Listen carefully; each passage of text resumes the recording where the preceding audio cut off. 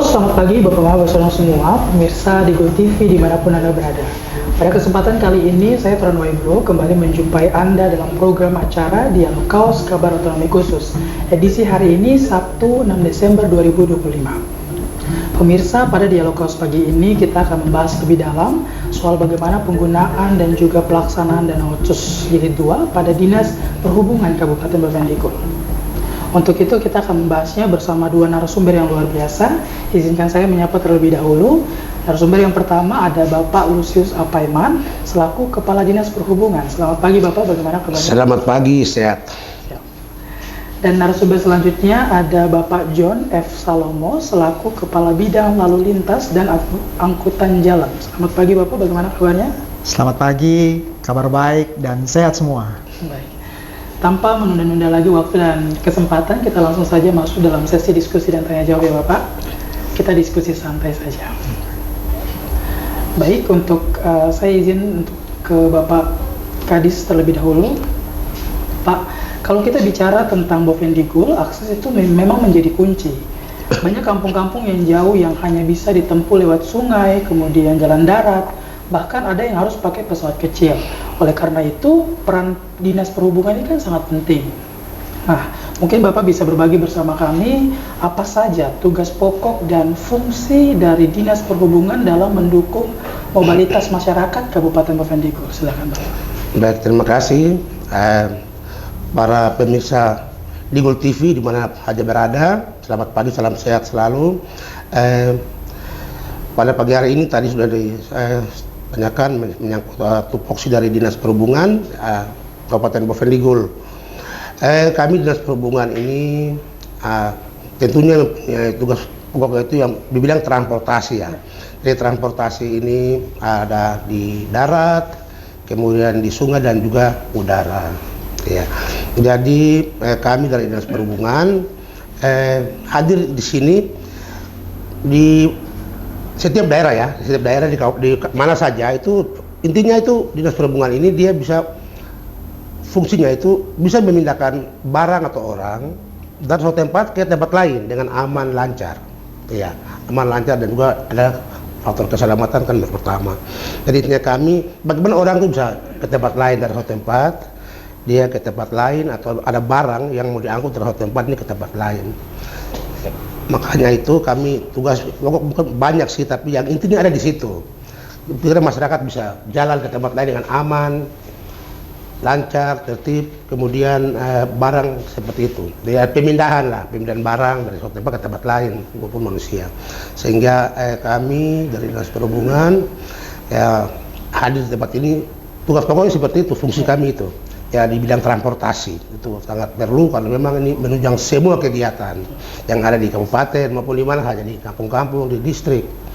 Jadi kami hadir sebagai itu, dia penyambung lah dari satu tempat ke tempat lain, perantara. Jadi kita siapkan fasilitas yang memadai untuk transportasi arus perpindahan barang dan orang dari satu tempat ke tempat lain supaya aman, lancar dan terkendali.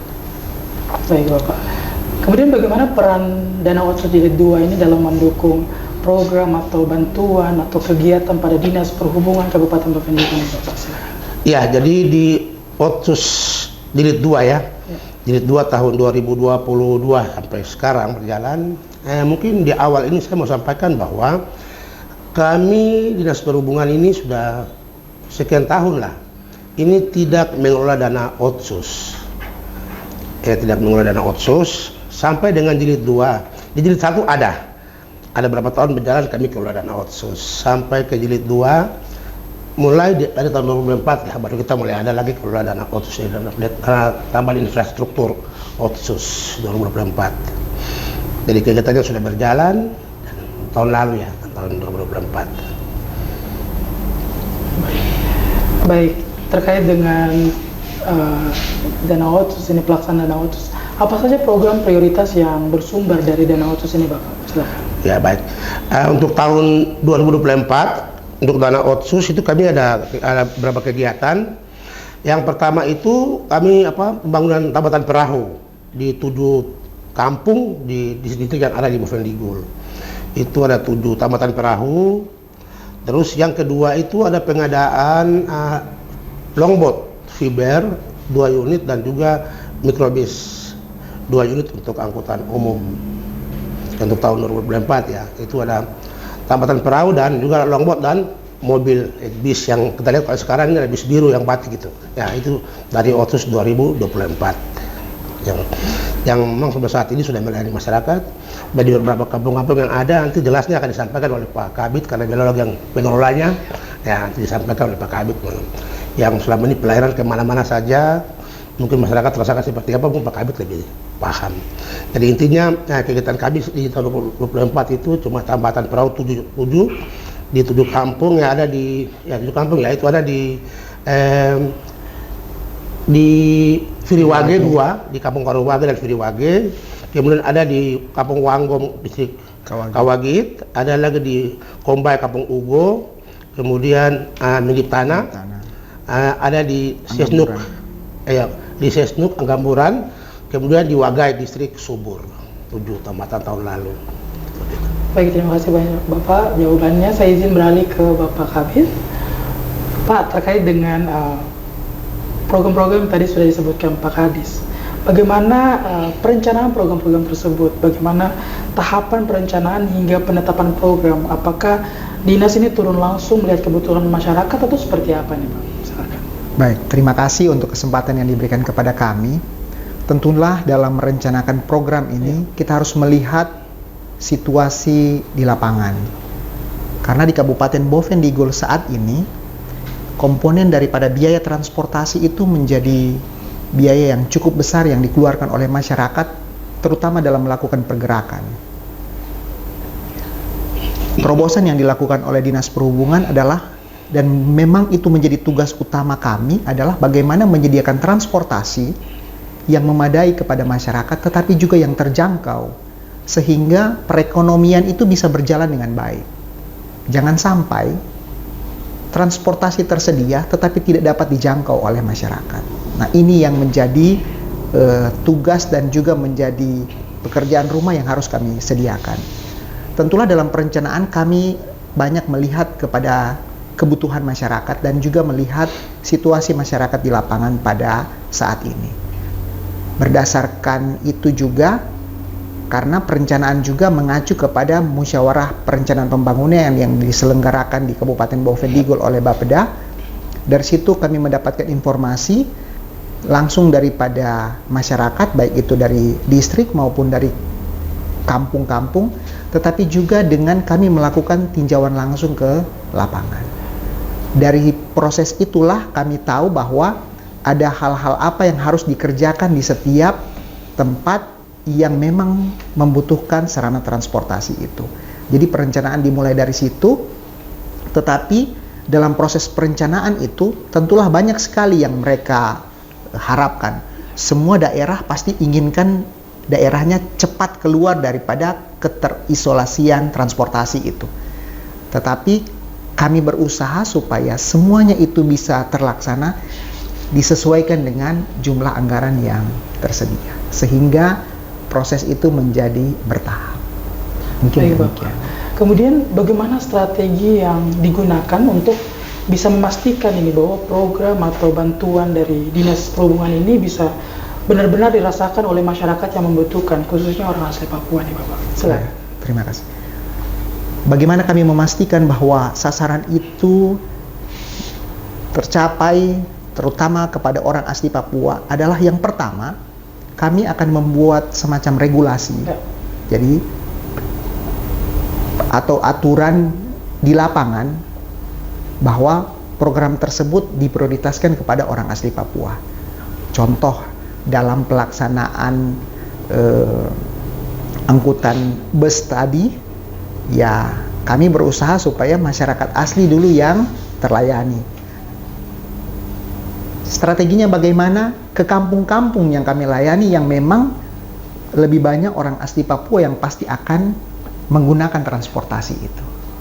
Jadi contoh saat ini yang sudah terlaksana itu seperti ke Kampung Arimop, distrik Arimop, kemudian ke distrik Ambatkui, karena di sana memang masyarakat asli Papua yang banyak, untuk menunjang ekonomi mereka bisa membawa hasil daripada pertanian mereka untuk dapat dijual di kota. Strategi itu yang kami gunakan. Kemudian penerima manfaat itu pada saat dilakukan pemberian atau kerjasama ataupun hibah itu dipastikan bahwa mereka yang menerima manfaat itu memang adalah orang asli Papua. Mungkin demikian. Baik, terima kasih Bapak. Iya. Jawabannya, saya izin beralih ke Pak Kadis. Bapak terkait dengan penggunaan dana otsus untuk infrastruktur mungkin. Kita tahu bersama bahwa masyarakat ini sering mengeluh terkait dengan akses jalan yang rusak, kemudian dermaga yang belum memadai, atau layanan pesawat yang terbatas. Dan sebagian perbaikan ini kan bisa dibiayai menggunakan dana otsus ya Pak ya. Nah, dari penggunaan dana otsus jilid 2 ini, infrastruktur atau fasilitas apa saja yang sudah berhasil dibangun atau diperbaiki oleh Dinas Perhubungan ini Bapak? Silakan. Iya, dari tadi saya sudah di awal tadi sampaikan bahwa kita baru terima ini kan 2024 ya, berarti semuanya masih baru. Terus kita bangun tambatan perahu 7 tuh, itu masih, janganlah semua masih baru dibuat, jadi masih aman ya, masih aman. Tapi kalau memang untuk ke depan jelas kita karena kalau memang di tambatan ini ada mungkin rusak atau apa begitu, jelas kami akan siapkan anggaran untuk perbaikan. Contohnya saja kan kita punya tambatan dermaga yang di 4V ya, walaupun itu dari dana DAK ya, tapi pada saat dia rusak sudah tidak layak pakai, kita ada pemilihan berkala dengan apa dermaga yang ada di 4V. Nah, seperti itu pula kita akan pakai untuk ya tambatan yang baru kita bangun. Kalau untuk tahun ini dan tahun depan mungkin kita belum bisa anggarkan karena ini kan baru dibangun ini, masih layak pakai lah. Mungkin untuk 5 tahun ke depan kita anggarkan. Kemudian yang tadi menyangkut ini ya pesawat apa segala macam. Jadi memang dari Bovendigul kan ada beberapa rute yang bisa kita jangkau, ada lewat sungai, bisa lewat darat dan juga lewat ya. Kalau lewat udara memang kami di Bovendigul di beberapa tempat di distrik kan sudah disiapkan lapangan terbangnya sudah bagus ya, sudah bisa dilalui oleh pesawat dan sudah lancar berjalan seperti biasa. Hanya di rumah lah yang masih tanggung jawab pemerintah daerah, tapi kita upayakan supaya ke depan tetap dia harus bagus seperti yang lain supaya masyarakat bisa menggunakan itu setiap kali penerbangan ada. Jadi yang masalah selama ini kan masalah lapternya itu kan masih tanah, jadi pesawat kadang ke sana, kadang tidak kalau faktor cuaca yang buruk. Kemudian menyangkut jalan, memang kami punya pemikiran bahwa memang untuk pelayanan sekarang ini untuk masyarakat ini memang masih terbatas. Tadi saya sampaikan bahwa dengan kondisi jalan yang memang rusak, jembatan yang memang tidak memadai untuk kendaraan bisa lewat. Kami di 2 distrik ya di atas ini kami punya masih ini harus kita kerjasama dengan dinas yang terkait yang membuat jalan ini. Itu bukan dinas pekerjaan umum seperti itu, karena kami itu kan cuma siap sarana angkutannya saja kami siapkan. Dan untuk jalannya itu kan ada di teman-teman di dinas pekerjaan umum. Jadi selama ini kita kalau dalam pelayanan kami ini kami sesuaikan dengan kondisi jalan kalau di darat ya. Kalau jalannya sudah bagus, jelas kita siapkan mobil atau transportasi untuk ke sana untuk melayani masyarakat. Seperti yang sekarang tadi Pak Kabit sampaikan bahwa sudah terjadi kan distrik Arimop, distrik ini kan jalan sudah bagus ya. Kemudian distrik Jail itu Kampung Miri dan Kampung Naga karena di sana kan jalan sudah bagus dan juga yang tinggal di sana kan punya kan orang asli Papua di sana, sehingga itu sudah berjalan. Jadi pada intinya kami punya ke depan seperti itu, tapi ya tergantung kondisi jalan yang ada di Bovendigul ini kan belum semuanya mulus ya, masih ada jalan tanah, ada jembatan yang putus seperti itu, akhirnya pelayanan kami juga terlambat sehingga belum semua masyarakat merasakan apa yang kita sudah berbuat sekarang ini. Hanya ya sebagian ya, tapi kita punya lebih ke depan bahwa harus semua ini bisa rasakan hasil dari pembangunan dan juga apalagi ini bersumber dari dana otonomi khusus berarti untuk kita semua orang Papua yang ada di Kabupaten Bovendigul ini. Seperti itu mungkin Pak untuk sementara. Baik Bapak. Kemudian terkait dengan pelaksanaan otsus tahun 2023 sampai 2025, kemudian Bapak tadi sempat menjelaskan bahwa Dinas Perhubungan ini baru menerima dana otsus di tahun 2024, Pak.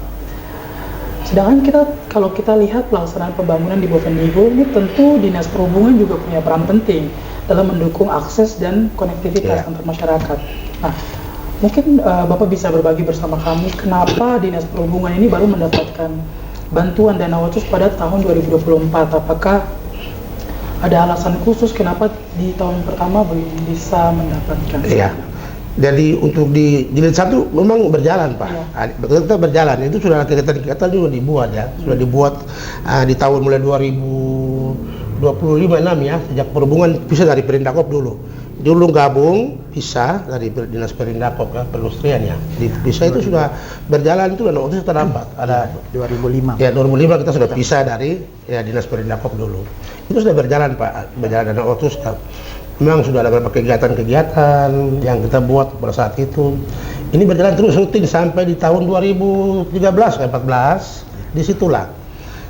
Di situ ya, kita mulai ada bagaimana kami belum tahu karena saya waktu itu masih di distrik di Maroko dulu, sehingga waktu saya kembali dari distrik ke sini saya cek di Otsus perhubungan tidak dapat lagi. Mungkin penyebabnya mungkin ada kesalahpahaman atau bagaimana antara OPD yang mengelola dana infrastruktur ini. Tadi kan ada di PU, ada di perhubungan seperti itu. Jadi mungkin ada kesalahpahaman lah seperti itu. Akhirnya kami pada saat itu kepala dinas mantan nolak dana Otsus. Sudah kami tidak mau nolak dana Otsus, itu kan spontanitas dari emosi mungkin pada saat itu. Tidak mungkin ditanggapi oleh bahkan tim anggaran atau bagaimana, sehingga berapa tahun berjalan itu kami tidak dikasih dana Otsus. Sampai jilid 1 habis, masuk jilid 2 di 2004 baru kami dapat kembali dana Otsus mulai tahun lalu. Mungkin seperti itu. Jadi memang awal-awalnya jalan Pak. Jalan itu sudah kita kasih bantuan mobil. Itu ada mobil banyak di masyarakat itu yang biru-biru itu dari yang Otsus juga. Itu Otsus. Ada kasih ke masyarakat, berapa masyarakat yang kita kasih, itu sudah berjalan. Ada kendaraan roda 2, kendaraan roda 4, ada trek, itu berjalan itu. Sampai dengan tahun 2014-15 itu kita karena tadi saya sampaikan mungkin ada kesalahpahaman mungkin pada saat itu, akhirnya kami tidak dapat lagi. Nanti mulai muncul di tahun 2024 tahun lalu. Seperti itu mungkin yang terjadi selama ini ya. Terima kasih Bapak jawabannya. Saya izin beralih ke Pak Kabid. Jika kita melihat pelaksanaan penggunaan dana Otsus tahun 2024 ini Bapak, salah satunya ada klasifikasi belanja infrastruktur perhubungan, kemudian nomenklaturnya penyediaan angkutan umum dan untuk jasa angkutan orang dan atau barang antar kota dalam suatu daerah kabupaten kota. Kemudian sumber dananya DTI atau dana tambahan infrastruktur Indonesia untuk bangsa. Mungkin Bapak bisa berbagi bersama kami bagaimana proses pelaksanaannya, kemudian juga bagaimana bentuk bantuannya seperti apa, dan karena dana Otsus ini kan penerima manfaatnya orang asli Papua, tapi apakah non Papua juga bisa menggunakannya atau seperti apa nih? Mungkin Bapak bisa berbagi bersama kami. Baik. Untuk belanja infrastruktur perhubungan yaitu penyediaan angkutan umum untuk jasa angkutan orang atau angkutan barang, ini di pengadaan tahun 2024 ada 4 unit dengan rincian 2 unit itu bus mikrobus, jadi 2 unit mikrobus, kemudian 2 unit adalah longboat. Kedua sarana ini itu tidak diserahkan kepada masyarakat, tetapi digunakan oleh Dinas Perhubungan untuk melayani masyarakat. Jadi tahun 2024 itu pengadaannya, dan tahun 2025 ini pelaksanaan daripada 4 unit alat transportasi itu untuk melayani masyarakat. Jadi saat ini 2 unit bus ini beroperasi, 1 unit itu melayani ke beberapa distrik, jadi ke Arimok, kemudian juga ke Iniandit, dan juga ke distrik Jair yaitu Miri dan Kampung Naga. Memang kami baru bisa melayani daerah-daerah atau distrik yang sudah tersedia jalan yang cukup memadai, yang kurang lebih sekitar 80%-nya jalan aspal, karena busnya memang tidak dirancang untuk di jalan yang berlumpur. Kemudian yang 2 unit longboat ini itu juga sudah digunakan saat ini untuk pelayanan masyarakat. Saat ini kedua longboat itu digunakan untuk pelayanan ke Kampung Ampera, kemudian juga ke Kampung Mariam, dan juga ke distrik Kou. Jadi itu pelaksanaan yang terhadap 4 unit alat transportasi yang didanai oleh dana otsus tahun 2024 itu. Kemudian terkait dengan program-program atau bantuan yang sudah diberikan Dinas Perhubungan ini Bapak, terkait dengan progres pelaksanaannya, apakah program-program tersebut sudah mencapai target yang diharapkan atau seperti apa nih Bapak? Baik, terima kasih. Kami di dalam rencana kerja anggaran RKA dan juga dokumen pelaksanaan anggaran tahun 2025 ini, kami itu ditargetkan mengangkut kurang lebih sekitar 4.000 orang. Itu yang menjadi target atau sasaran kami. Dan setelah kami rekapitulasi kemarin di akhir bulan Oktober, kami sudah mengangkut itu kurang lebih sekitar 4.300 orang. Jadi target dan sasaran ini sudah tercapai. Nah, kita berharap sebenarnya bisa lebih banyak manfaat lagi, lebih banyak orang lagi yang bisa terangkut. Jadi seperti itu untuk progresnya. Terima kasih banyak Bapak. Namun kita akan break sebentar Bapak. Bapak-bapak semua, kita akan break iklan sebentar. Jangan kemana-mana, tetaplah bersama kami.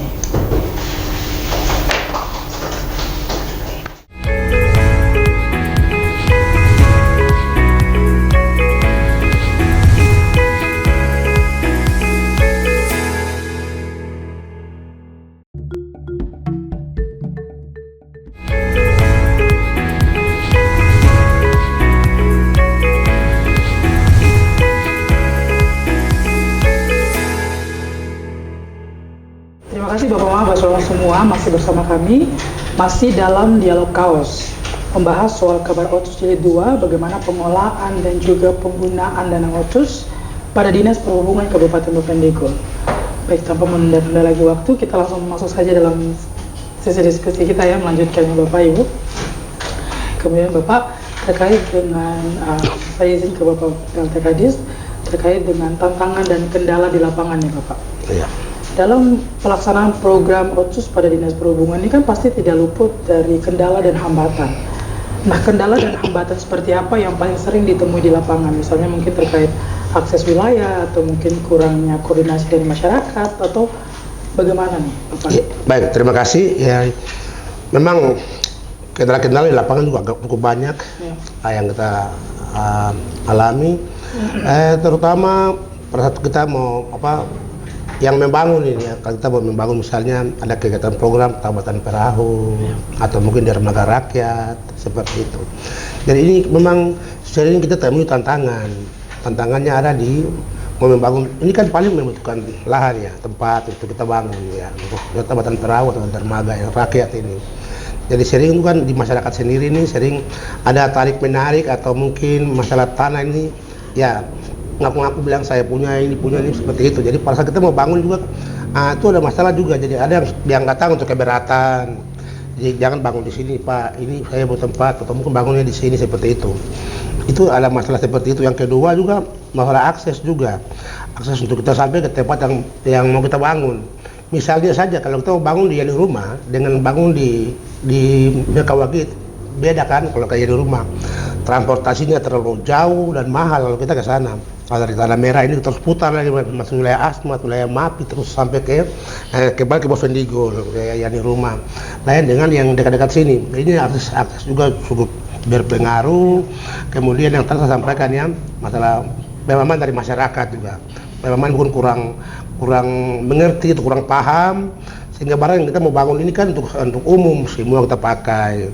Tapi biasanya kan ya, jadi seperti itu, sehingga mungkin ya masyarakat ini mungkin bisa mengerti ya ke depan mungkin lebih baik lagi, supaya kalau ada seperti itu mungkin ada saling kerjasama lah, koordinasi. Ada kan di kampung ada aparat kampung, ada Bamuska di sana, ada distrik ya seperti itu. Sehingga ini hambatan-hambatan ini mungkin ke depan kalau memang ada kita mau bangun lagi, mungkin kita sebelum itu sudah bicara baik dulu dengan pemilik akulat misalnya, karena ini masalah tanah ini bukan cuma tambatan, semua tempat ini sama juga. Bangun kantor juga paling sama. bangun sekolah masalah tanah lagi, masih mau puskesmas pasti tanah seperti itu. Nah, itu masalah yang mungkin umum lah kami dapatkan di masyarakat seperti itu. Nah, di masalah akses juga dengan masalah dari dalam masyarakat sendiri di kampung-kampung yang kita mau bangun, yang dibangun oleh pemerintah seperti itu. Sarana untuk umum, lain kan dengan yang untuk perusahaannya. Mungkin masyarakat itu kurang mengerti. Kalau perusahaan, oh lah, mungkin kamu mau apa-apa silakan. Tapi untuk pemerintah bangun untuk masyarakat jelas yang ke depan seperti apa, kita saling mengerti untuk pembangunan ke depan. Jadi masalah tadi sudah yang tanah, tempat dan juga akses ke sana itu. Kesadaran masyarakat ya seperti itu. Baik Bapak, terima kasih. Saya izin ke Pak Kabid. Mungkin ada yang ingin ditambahkan terkait dengan kendala dan hambatan yang terjadi di lapangan seperti apa? Tentulah dalam kita melakukan sebuah pembangunan tidak akan berjalan baik ataupun tidak selalu berjalan baik atau berjalan mulus. Pasti ada tantangan. Tetapi kadang-kadang tantangan itu menjadi penyemangat kita dalam menyelesaikan pekerjaan itu. Tantangan-tantangan kami juga sering mengalami itu. Seperti yang sudah dijelaskan oleh Pak Kadis tadi, tantangan di lapangan. Tetapi ada juga tantangan dari internal kami sendiri. Contoh, ada perencanaan yang setelah sudah direncanakan dengan baik, setelah dapat masukan daripada konsultan yang mengerjakan proyek itu, ternyata setelah mau dilaksanakan di lapangan tidak sesuai dengan keinginan masyarakat. Nah, ini juga menjadi satu masalah, sehingga harus dilakukan penyesuaian, sedangkan di dalam pelaksanaan dana otsus ini itu hal-hal tersebut sudah mengikat. Jadi ada penyesuaian yang harus dilakukan sesuai dengan keinginan masyarakat ataupun juga dengan keadaan lokasi tersebut, tetapi tidak dapat dilakukan karena otsus ini mengikat akan apa desain atau spesifikasi yang sudah ditetapkan dari awalnya. Terkadang itu menjadi tantangan sehingga kami perlu menyesuaikan itu juga takut-takut, rada takut-takut karena ada konsekuensi hukum di balik itu. Nah, tetapi bersyukur bahwa semua itu bisa teratasi dengan diskusi, kemudian mohon masukan, kemudian juga dengan berbicara dengan semua stakeholder terkait, masalah-masalah itu bisa teratasi. Memang yang menjadi kendala utama daripada pelaksanaan ini adalah dananya itu tersedia terbatas. Dana yang terbatas sehingga ekspektasi masyarakat terhadap sebuah pembangunan ini kan sangat tinggi. Tetapi kan kita menyesuaikan dengan anggaran yang tersedia. Nah, kami berharap supaya ke depan anggaran untuk seperti tambatan perahu maupun juga fasilitas yang lain bisa semakin ditingkatkan sehingga hasil daripada pembangunan itu bisa optimal untuk digunakan masyarakat dan terlebih itu bisa digunakan dalam jangka waktu yang lebih lama. Seperti itu. Baik Bapak, kemudian terkait dengan pengawasan dan transparansi nih Bapak, bagaimana mekanisme pengawasan terhadap pelaksanaan dan penggunaan dana otsus pada Dinas Perhubungan? Siapa saja pihak yang terlibat agar memastikan anggaran dana otsus ini bisa transparan dan tepat sasaran dan membantu masyarakat khususnya orang asli Papua? Apakah melibatkan masyarakat itu sendiri atau seperti apa nih Bapak? Iya.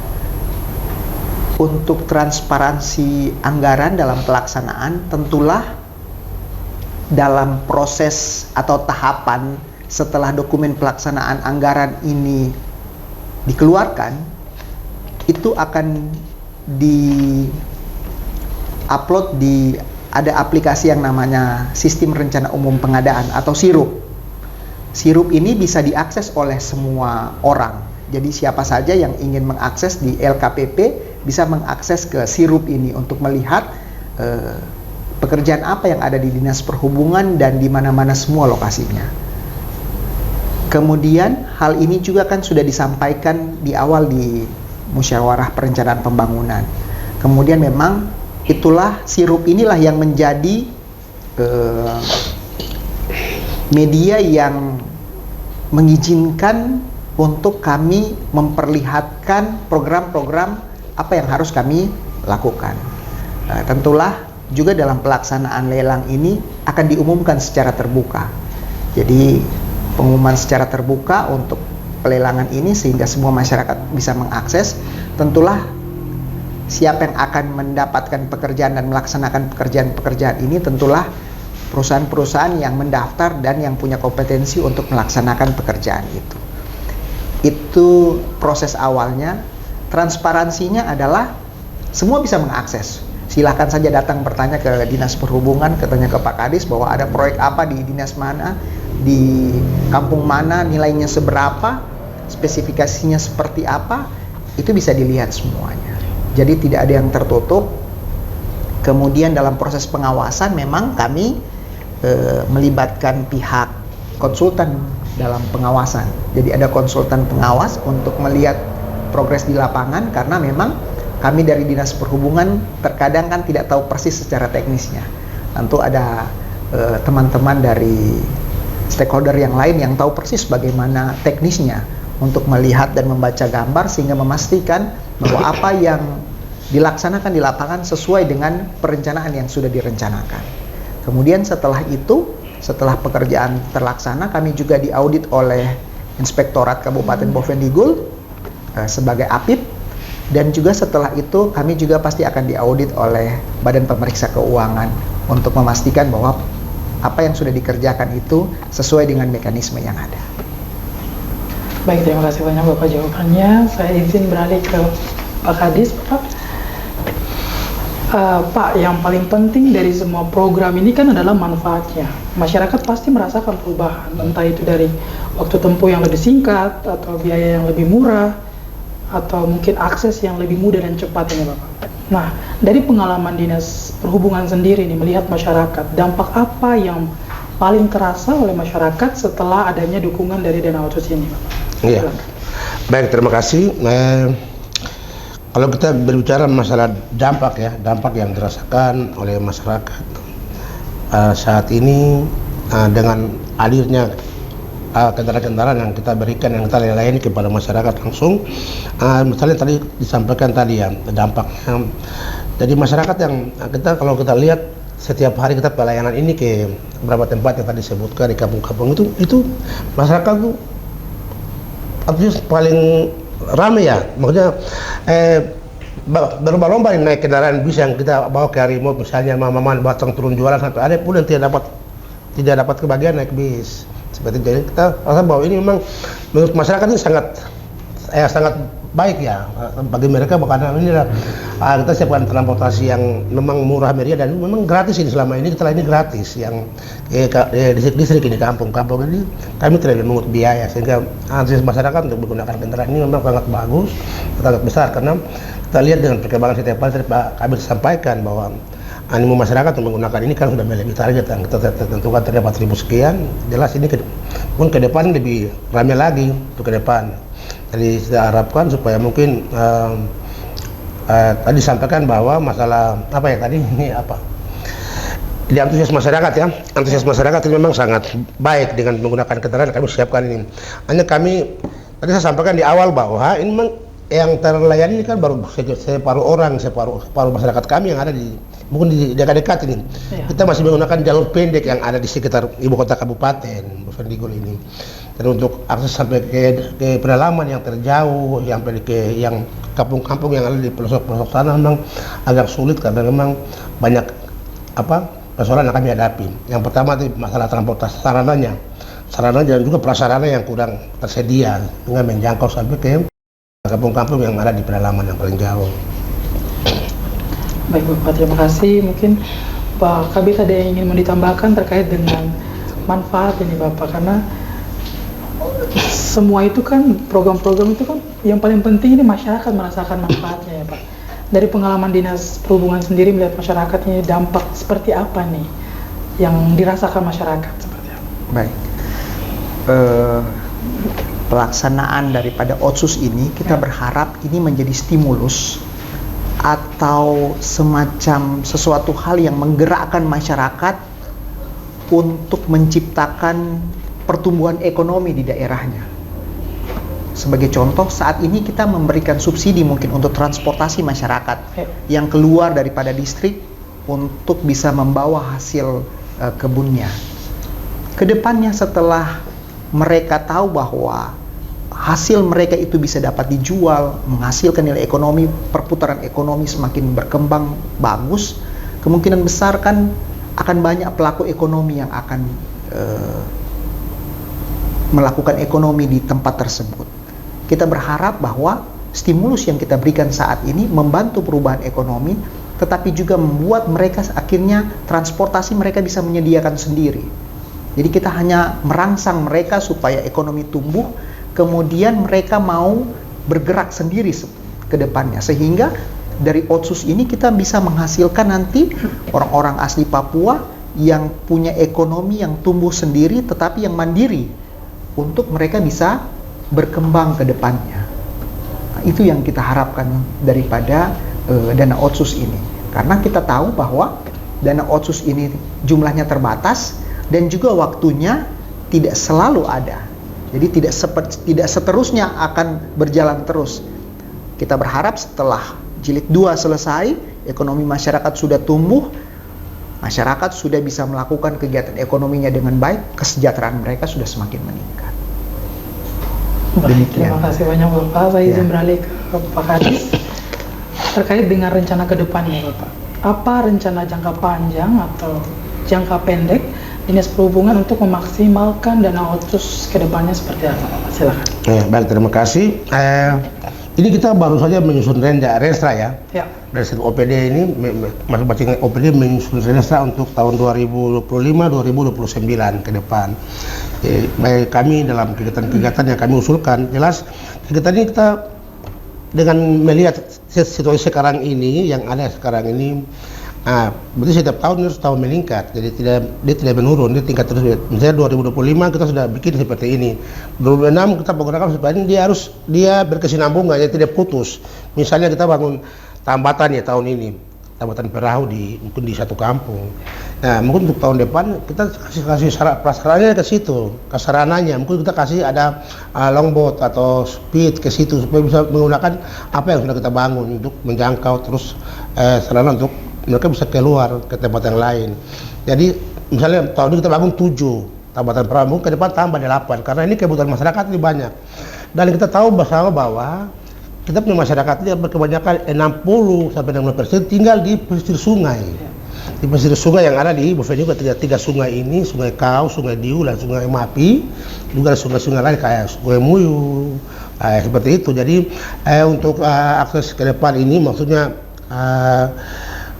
pelajaran ke depan supaya mungkin dari semua kampung, dari membuka akselerasi kampung, dari kampung antara kampung juga kampung ke distrik dan distrik ke kabupaten. Jadi semua kampung yang ada ini mungkin sudah disiapkan punya konektivitas, ada kendaraan yang dia bisa mengangkut orang, barang, pertumbuhan ekonomi dari kampung ke distrik dan kabupaten. Karena kalau kita lihat sekarang ini memang kami tidak bisa melihat ini langsung kepada masyarakat ini, karena kalau kita lihat dari tahun 2005 sampai sekarang ini sudah banyak kendaraan yang kita kasih ke masyarakat ini, sudah banyak dari dana Otsus, dana DAK, itu sudah banyak kendaraan yang kita kasih. Hanya ya yang menjadi masalah di lapangan ini, masyarakat ini tidak gunakan sesuai dengan fungsinya ini. Jadi kadang kita kasih ini kan sesuai juknisnya itu kendaraan diserahkan kepada kelompok-kelompok yang sudah berbadan hukum, misalnya BUMKAM atau BUMDes atau koperasi di kampung, seperti itu yang itu penerima manfaat yang sebenarnya.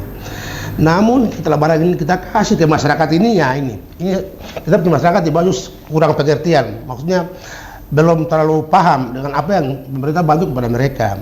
Padahal yang dikasih kan untuk membantu mereka nih, mungkin akses dari satu kampung ke distrik ke kabupaten dengan membawa hasil bumi dan lain sebagainya, itu untuk dijual menjadi barang yang berguna ekonomis, ya bernilai ekonomis.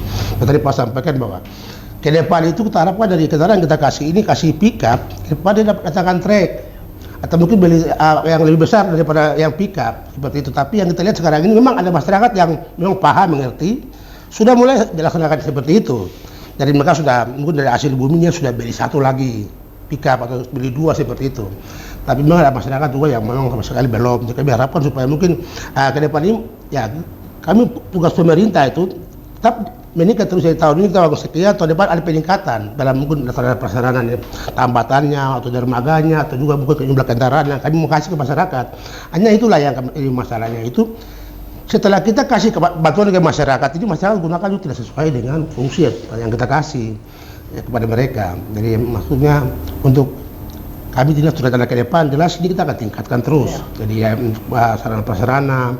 Juga kita bukan cuma di darat dan di sungai, kita punya lapter juga ada yang tanggung jawab Pemda. Dari ke depan kita rencana mungkin di Wangkai Malo ini kita mulai kerja dulu. Mungkin bongkar dia punya karena yang untuk perpanjang perasaan pacu.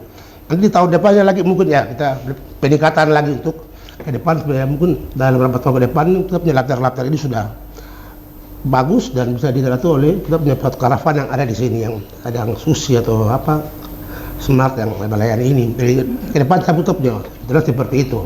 Jadi bukan cuma sampai di sini tapi berkelanjutan terus sampai dengan mungkin ya batas lah jilid 2 kapan kami tidak tahu. Nah di situ yang penting masyarakat sudah bisa memanfaatkan dan taraf hidup masyarakat itu meningkat. Jadi jangan dari tahun ke tahun kita kasih bantuan banyak-banyak tapi tidak pernah ada perubahan. Nah ini yang tidak boleh terjadi di masyarakat. Karena ini kan salah paham kebanyakan ini mereka salah paham. Jadi kendaraan yang kita kasih ke masyarakat kan setiap tahun kan paling programnya sama ini. Tahun lalu ada tawatan, ada mobil, ada longboat ya.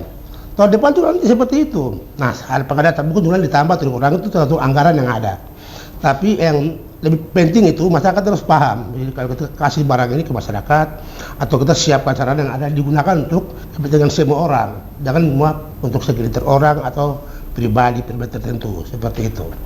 Mungkin ya dari saya mungkin Pak Kabit. Mungkin ada yang bisa tambahkan Bapak terkait dengan rencana ke depan seperti apa? Iya, jadi memang pasti kita punya rencana jangka pendek dan juga rencana jangka panjang. Rencana jangka pendek adalah kita memastikan bahwa masyarakat bisa terlayani dengan transportasi yang memadai. Kita berharap supaya semua daerah yang sudah punya akses transportasi atau terutama akses jalan, kami akan layani. Jadi itu untuk jangka pendeknya. Tetapi untuk jangka panjang, kita berharap bahwa 20 distrik, 112 kampung yang ada di Kabupaten Bovendigul ini bisa terlayani dengan transportasi yang memadai dan juga terjangkau oleh masyarakat. Sehingga kita berharap kalau transportasi itu memadai, baik itu guru, tenaga kesehatan, kemudian aparat kampung dan juga penyedia layanan publik lainnya, itu bisa betah tinggal di tempat tugasnya masing-masing. Sehingga pembangunan itu bisa merata, bukan hanya kita di kota tetapi yang di distrik itu juga merasakan. Pernah ada satu pengalaman pada saat pesawat terbang lancar ke Wanggi Malo, petugas kesehatan itu mau tinggal betah di sana. Karena kalau mereka butuh sesuatu, mereka tinggal telepon, teman-teman yang dari Tanah Merah bisa mengirimkan apa yang mereka butuhkan. Karena kalau mereka tinggal juga terlalu lama, terus obat-obatan tidak tersedia, bagaimana mereka bisa melayani masyarakat dengan baik. Jadi harapan kami ke depan bahwa di jangka panjang, semua daerah, semua kampung, semua distrik di Kabupaten Bovendigul terlayani dengan akses transportasi yang memadai dan terjangkau, tetapi juga harus selamat untuk masyarakat. Baik. Kemudian Bapak, terakhir sebagai closing statement nih Bapak, apa pesan dan harapan sebagai komitmen dari Dinas Perhubungan Kabupaten Bovendigul untuk memastikan dana otsus ini benar-benar memberikan perubahan nyata bagi masyarakat, khususnya orang asli Papua? Ya. Mohon izin Bapak untuk lihat ke kamera. Kami berharap dana otsus itu dapat membawa perubahan besar untuk masyarakat Kabupaten Bovendigul, sehingga akses transportasi yang sulit saat ini dengan dana otsus itu sedikit demi sedikit bisa menjangkau setiap daerah yang ada di Kabupaten Bovendigul, sehingga setiap masyarakat yang ada di Kabupaten Bovendigul, terutama orang asli Papua, terlayani dengan transportasi yang memadai, tetapi juga yang nyaman, terjangkau, dan terutama harus selamat. Itu yang dari kami, Dinas Perhubungan Bovendigul. Baik, terima kasih banyak Bapak. Saya izin beralih ke Pak Kabit. Pak, terakhir sebagai closing statement, pesan dan harapan yang ingin disampaikan kepada masyarakat Bovendigul agar terus menjaga semangat otsus demi kemajuan daerah Kabupaten Bovendigul. Mohon izin untuk ya.